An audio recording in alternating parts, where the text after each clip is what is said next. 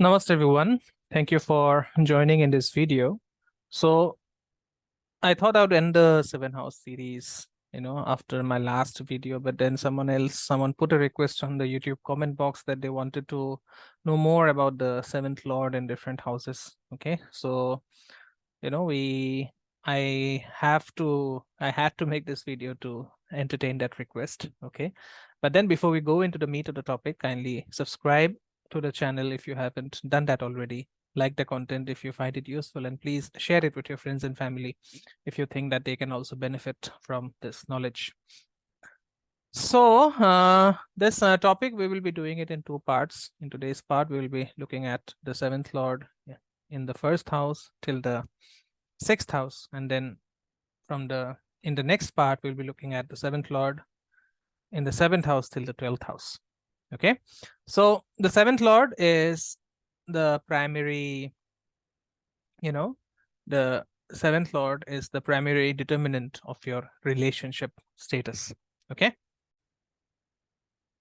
and being the determinant factor, a very important determinant factor in your relationships, it has the responsibility of fulfilling the karma of your relationships along with the Tithi lord.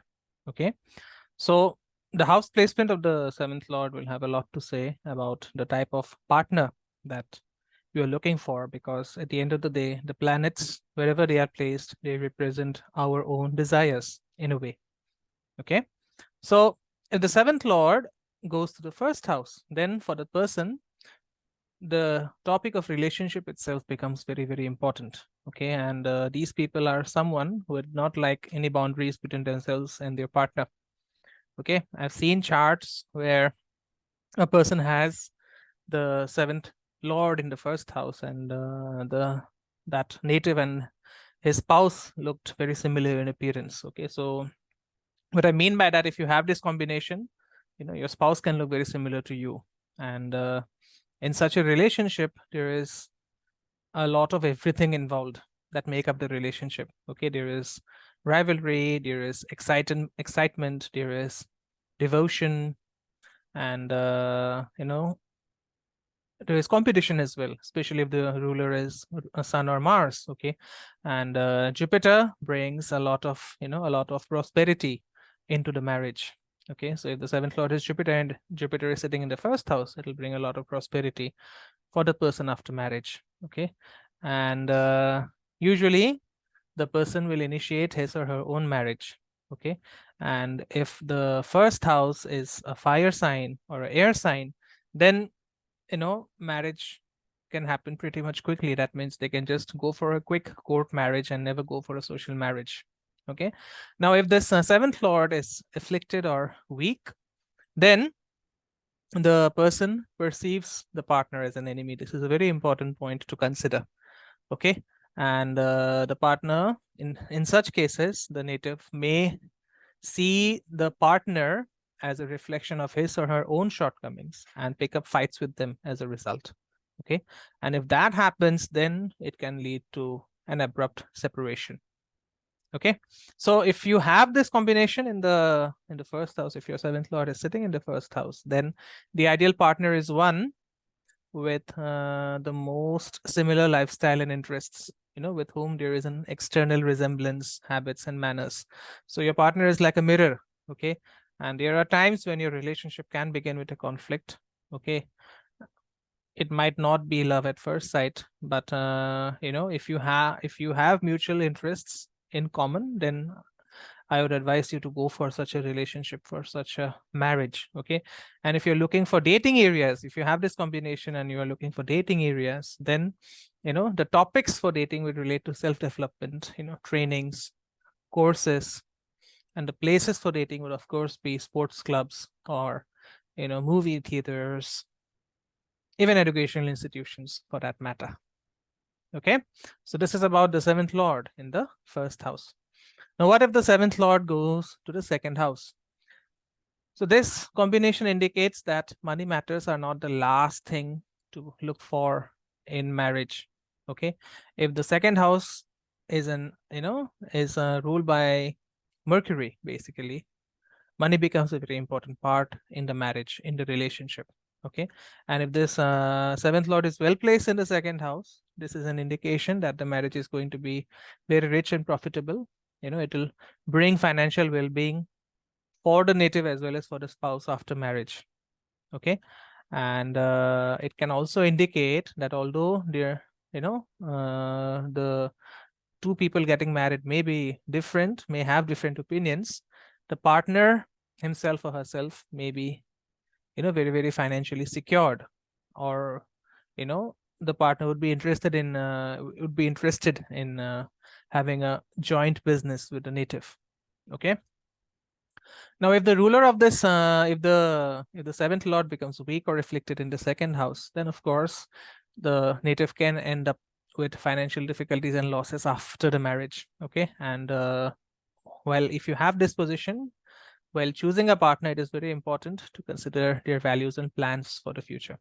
Okay, especially for the material side, because if the values of your partner do not match with your values, then you'll not be able to sustain the relationship for long. Okay, because someone may be very, very sweet. Okay, but then someone may have a desire to be in paradise, but if that person ends up in a old old and creaky hut, the marriage is obviously not going to last long. So financial security and financial stability becomes a very important factor if people have displacement. Okay, and also it does not matter if it is a male or a female partner. Okay, if not wealthy, then at least the partner should be promising, in terms of wealth, should have a financial promise, and the partner should have at least some resources. That means if you are dating someone who is bankrupt, obviously this relationship is not going to work out. Okay, the best thing to do if you have this seventh lord in the second house is to get married to someone, maybe like a business partner with whom you have a common financial goal, or common, if you have common financial affairs. Okay, and also if your partner is in a profession that is related to finance, for example banking or insurance or anything, then also this marriage can work out very, very beautifully. Okay, so the seventh lord in the second house is all about the money. Now, what if the seventh lord goes to the third house? Okay, so this is a position that will indicate the possibility of meeting a spouse by correspondence, or the possibility of marriage with someone who is known to you since childhood, or with someone who lives in a neighborhood. Remember, third house also indicates neighbors. Okay, and most often I have seen in cases like these, a relationship usually happens through a marriage agency or a dating website or any other intermediaries and acquaintances. Okay, and this is an ideal position for the manifestation of casual acquaintances, one night stands, even acquaintances on the street, if I could put it in a better way. And it is also possible that your relatives might introduce you to your life partner. Okay, but then remember, third house is a falling house, so after marriage things can be really, really tricky. Okay, because third house also indicates short distance traveling, right? So you might end up with a spouse who is often on the road, outside the home and family. For example, you might not get to spend a lot of time with the spouse if the spouse is in the army, or if the spouse is constantly traveling in a job that has this traveling as a main objective. Okay, and remember, the third house is the house, it is originally ruled by Gemini. Okay, so because of that, it can be very difficult for a person to make a choice of getting married, especially if the first house is really, really strong. Okay, and if you have this position, then you can find your partner working in the media or sales, or even engaging in commercial activities, which may be mutual at times. Okay, so what if the seventh lord goes to the fourth house, right? So for this person having this placement, creation of a family is very, very important, becomes very important. Okay, and as a rule, most often I have seen this happening in choosing a partner. Such a person will often ask for help from parents, or parents can be the initiators of marriage. Okay, and also with this position, a partner can, this is a position which I have seen that supports live-in relationships. Okay, whether it is a male or a female, live-in relationships are supported by this position. Okay, and a live-in relationship may happen for various reasons. It's never, it's not always about sex. It's about, trying to reduce expenses, or having a similar place of work. Okay, and I've often seen that if you have this placement of the seventh lord going into the fourth house, the partner is often always from a different city or a different state. Okay, now, as I said, for such a person, marriage marriage is all about having a family and children, and the rest becomes secondary. So it is important that you choose a partner who has a domestic and economic outlook. Okay, and also if you have a working partner, then the partner's profession can be in real estate, construction, agriculture, renovation, and so on. Okay, now if this lord, the seventh lord, gets afflicted, then your family happiness is going to be threatened, precisely because of housing issues, precisely because your partner may not have the same goals of expanding your family by means of having children after marriage. Okay, so be very careful if you have displacement. Have a discussion with your partner, because in most cases, this is a combination where a lot of arranged marriages take place. Okay, what if the ruler of the seventh house goes to the fifth house? So this is a no-brainer. Okay, it almost always indicates love marriage, and this is exactly what old school romance looks like.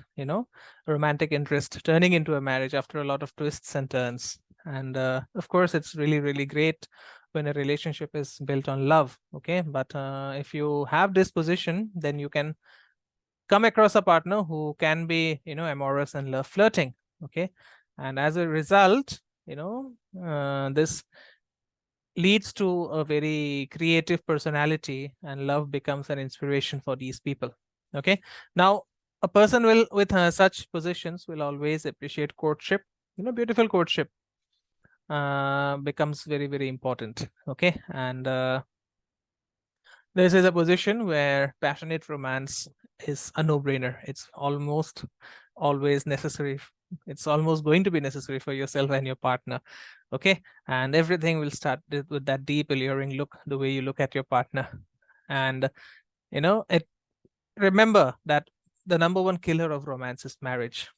Okay, so if you have your seventh lord afflicted, or if your seventh house itself is afflicted, then you will burden your partner with responsibilities that can make the relationship, that can make the marriage very, very boring for your partner. Okay,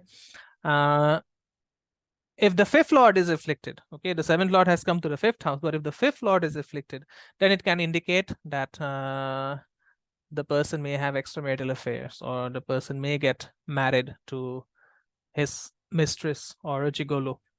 Okay, and remember, most cases of marriage also happen by pregnancy. Someone has gotten pregnant, and then you're forced to marry your partner. So this is also something that is indicated by the seventh lord and the fifth house. Okay, so if you have this position, the ideal partner to have is to have someone with whom you can share a common hobby. Okay, and your partner may be in a very creative profession.